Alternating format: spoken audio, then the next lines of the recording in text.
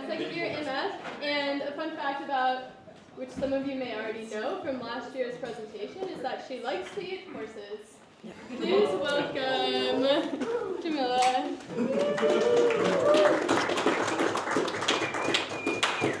All right.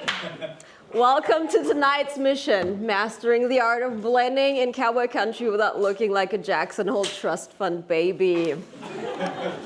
I want you to picture yourself walking into my favorite bar, the Waterhole in Big Piney, Wyoming, where this summer I learned many of the secrets that I'm going to share with you all today. And there are two basic know-why rules. I just made them up, and they are, number one, this ain't Yellowstone, okay? Rule number two, in Wyoming, actions speak louder than Ivy League degrees, so keep that Coastal Elite Association to yourself. Grab a course banquet, and let's get you blending in. I'll start with hats. No straw hats until Memorial Day. Know your styles. Flat brim is for buckaroos that are slow-paced and traditional like Dino out here.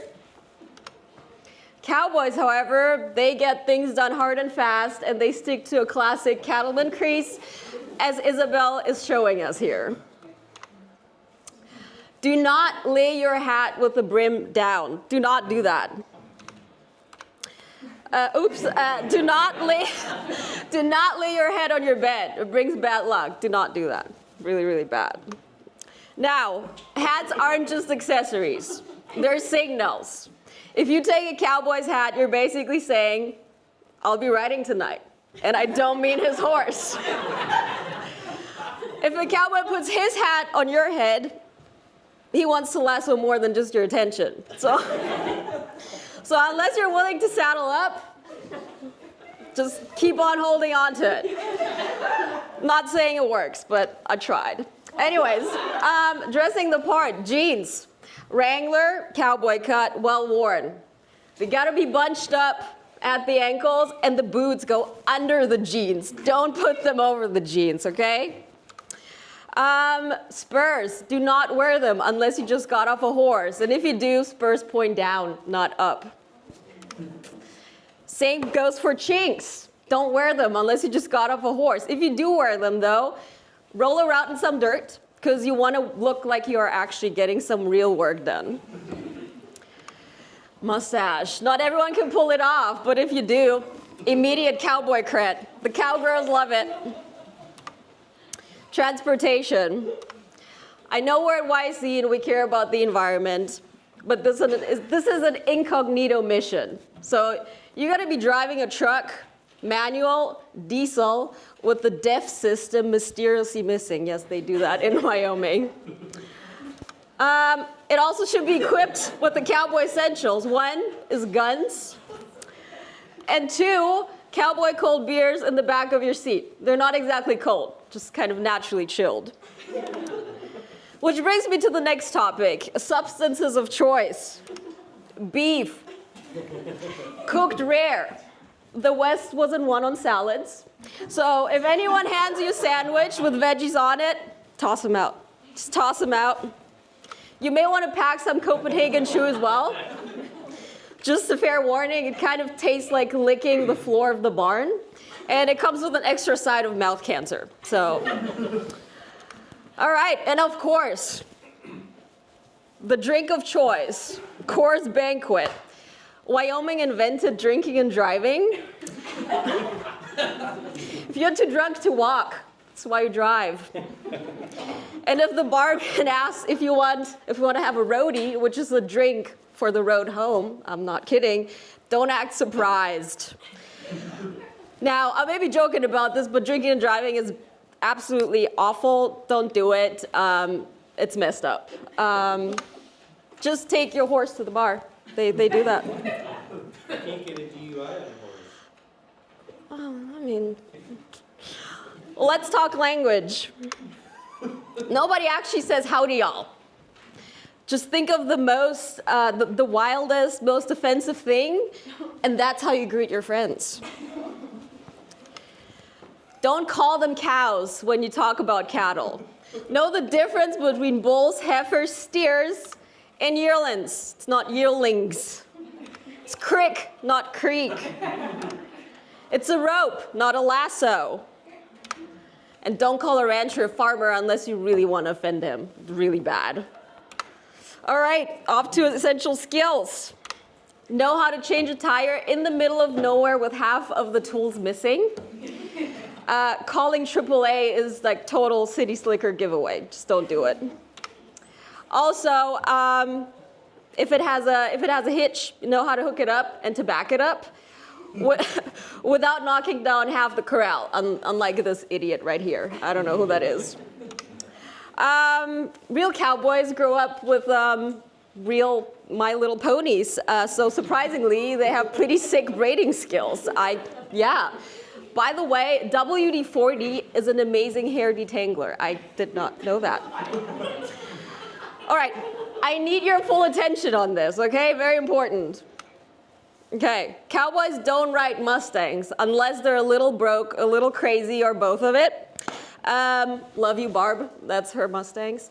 Yeah, cowboys ride quarter horses that are cowy and get the work done. Also, please refer to my pup talk last semester, or come talk to me if you want to know why we must eat Mustangs instead. All right, so that's a meme from the internet. This is not just a brown horse. It's a chestnut, it's a bay, it's a gray, it's a paint, it's a sorrel, it's a buckskin, it's a palomino. A mule is not a horse. Neither are dogs. So leave the labradoodles at home. Out here we have border collies. Dogs are not accessories, they're our co-workers. Here's a photo of baby Doocy for y'all's mental health in these trying times. And I want to share with you the 3 real-life lessons that I learned out west this summer. Number 1, do not use Vaseline as lip balm when you're out in the sun. It will turn your lips into literal well-done steak. Do not do it. Number 2, do not use dish soap on your cast iron. Don't do it. I learned that this summer. Do not get married to a cowboy in a bar for fun, because he will break your heart, but you can break his cast iron by scrubbing it with dish soap. All right, to finish off, I would like to show you what peak female form looks like in the West. So today I've equipped you with all the skills needed to blend in cowboy country. But we will never achieve the levels of Isabel Brown, my co-writer and my mentor, whose shirt I'm wearing tonight, actually. She taught me everything. Thank you, Isabel. And yeah, thank you so much for riding along on tonight's mission. Congrats, you just earned your cowboy certificate. And now go blend in and let the spirit of the West do the rest. Thank you.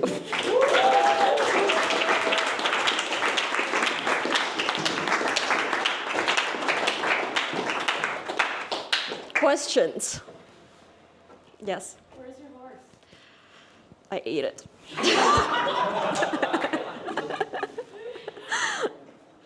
Yes.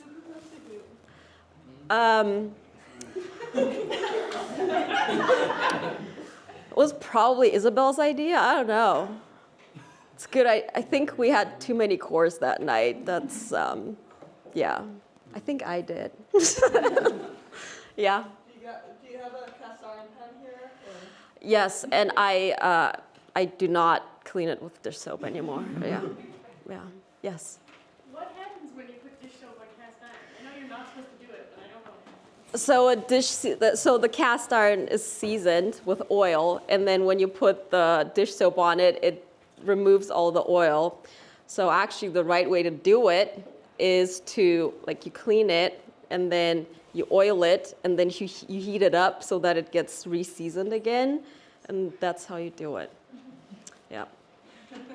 Yes? How was Doocy the dog named? That was a certain cowboy that named his dog that way.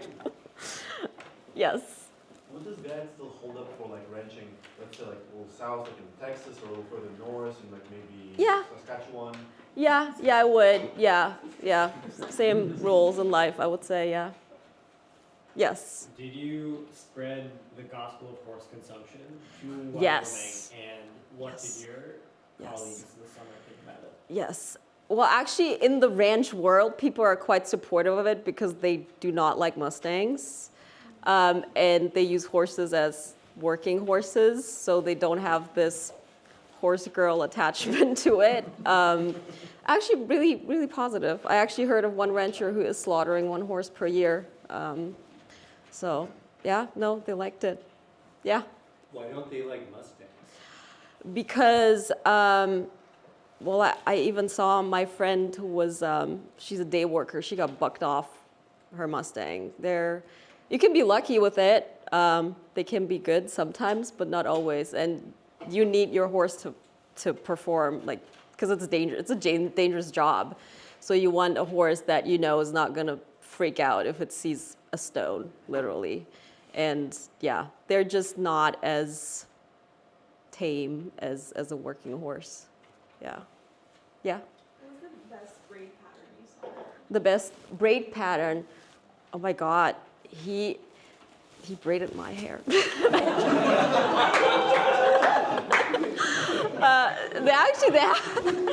They have knots and everything. It's pretty cool, and they have all different sorts of names for that. Like I don't even know. Yes. Do the same rules apply if I want to be a cowboy in Kazakhstan? Similar, but that's another presentation I can do. Yes. Did you prefer riding the horses or the cowboys? You know what they say, save a horse, ride a cowboy. Yes. Mine is a very sobering question. Okay. It has to do with the legacy Yes. of Yeah. stuff happening in the West. It's not so sobering, but what is the, and I don't want to assume, but what's the etymology of chinks? I don't know. Yeah. I don't know. Sorry, that The- wasn't a funny question, but. Wait, I'm actually interested. Can you Google it? I just read, I don't know. I just Googled furiously. It's like, wow, is this a crazy question? But it's from chapaderos or chincaderos, and it's a Spanish Actually, word. yes, because a lot of stuff, like buckaroo also comes from the Spanish vaquero. So a lot of words in ranching come from the Spanish. So that actually makes sense. So now I think that's where it comes from. Yeah. I mean, you also call them like these, you call them chinks. Chaps are, I guess, more longer. I don't know. Yeah, I learned there's very different different. styles, yeah. Yep. Any other questions? Okay.